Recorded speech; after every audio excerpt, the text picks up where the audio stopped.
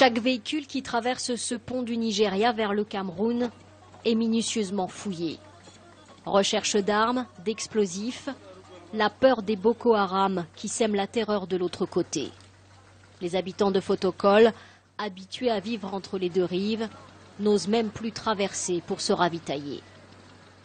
Il y a une psychose générale et les gens se disent oh, on ne sait pas quand ils vont frapper et qui ils vont frapper. En décembre dernier, les Boko Haram ont attaqué en plein jour ce poste frontière nigérian situé à 200 mètres du Cameroun. Une attaque qui a duré 3 heures et qui a rappelé aux Camerounais que la guerre menée par les Boko Haram pouvait aussi arriver chez eux. Plus que quiconque, cette famille camerounaise chrétienne sait de quoi les Boko Haram sont capables. Juste avant Noël, le père a été assassiné. Avec femme et enfants, il avait traversé le pont juste pour assister à un office religieux.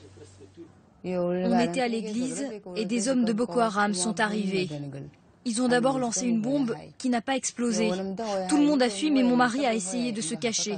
Ils se sont mis en face de lui et lui ont tiré dessus.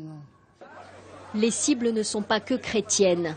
Il y a quelque temps, un membre des Boko Haram a été arrêté côté Cameroun en possession de ce document.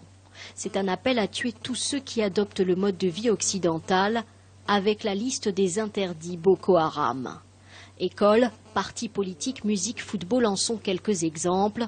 L'homme est aujourd'hui en prison au Cameroun et pourrait faire partie des libérations exigées dans la vidéo des otages français. Ces femmes camerounaises ont pris ces menaces très au sérieux. Il y a peu, leur restaurant était installé côté Nigeria. Mais en travaillant, elles côtoyaient des hommes et devenaient des cibles. Nous avons peur de ces gens, soi-disant Boko Haram, parce qu'ils sont vraiment cruels. Quand ils veulent tuer, ils n'ont pas de sentiments. Rends-toi compte que tu es là comme ça, là, quelqu'un vient, il sort l'arme, il t'abat. Les infiltrations des Boko Haram au Cameroun restent rares, mais la peur qu'ils en fassent leur base arrière est bien réelle.